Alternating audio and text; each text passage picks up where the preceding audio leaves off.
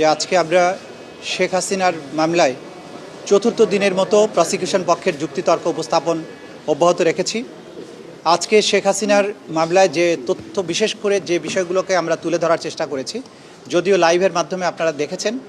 অতিরিক্ত হিসাবে যেটা আমরা বলতে চাই যে তার সুপিরিয়র স্ট্যাটাসকে ব্যবহার করে তিনি যে নির্দেশ দিয়েছিলেন মারণাস্ত্র বা লিথাল ওয়েপন ব্যবহার করে, হেলিকপ্টার, ড্রোন ব্যবহার করে আন্দোলনকারীদেরকে হত্যা করতে, সেইটার উপরে আমাদের আর্গুমেন্ট আমরা বিশেষভাবে কনসেন্ট্রেটেড রেখেছি। এখানে আমরা তিনজন ব্যক্তির সাথে শেখ হাসিনার যে টেলিফোনে কথোপকথন, একটা হচ্ছে ফজলে নূর তাপসের সাথে তার কথোপকথন, আরেকটা হচ্ছে ঢাকা বিশ্ববিদ্যালয়ের তদানীন্তন ভিসি মাকসুদ কামালের সাথে তার কথোপকথন, এবং হাসানুল হক ইনুর সাথে তার একাধিক কথোপকথন। এই কথোপকথনে তিনি নিশ্চিত করেছেন যে তিনি আইনশৃঙ্খলা রক্ষাকারী বাহিনীকে, পুলিশ, বিজিবি, র্যাব, তাদেরকে এই নির্দেশ দিয়েছেন যে আন্দোলনকারীদেরকে লিথাল ওয়েপন ব্যবহার করে দেখামাত্রই, অর্থাৎ জমায়েত হওয়ার আগেই, শুরু থেকেই হত্যা করার নির্দেশ দিয়েছেন। এবং তিনি এটাও বলেছেন যে ড্রোন ব্যবহার করে অবস্থান শনাক্ত করে হেলিকপ্টার থেকে গুলি করে হত্যা করার নির্দেশ তিনি দিয়েছেন। হাসানুল হক ইনুকে তিনি কনফার্ম করছেন যে নারায়ণগঞ্জে এখানে হেলিকপ্টার থেকে ৩৬ সেনা নামানো হবে এবং উপর থেকে বম্বিং করা হবে, প্যারাট্রুপার নামানো হবে। এই সমস্ত কথোপকথনের মধ্য দিয়ে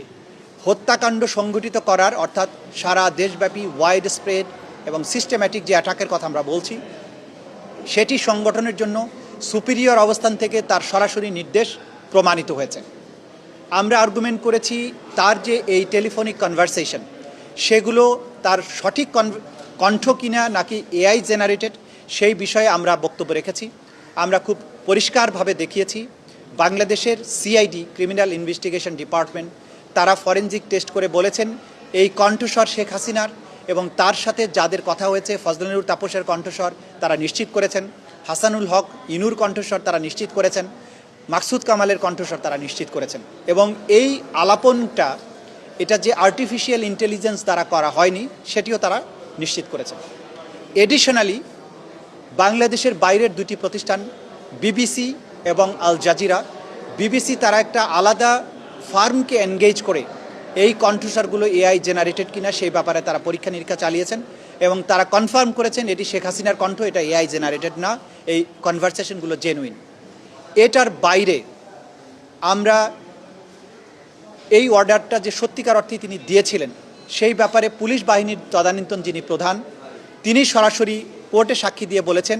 যে এই লিথাল ওয়েপন ব্যবহার করা, হেলিকপ্টার ব্যবহার করা বা ড্রোন ব্যবহার করার ব্যাপারে নির্দেশনা তিনি পেয়েছিলেন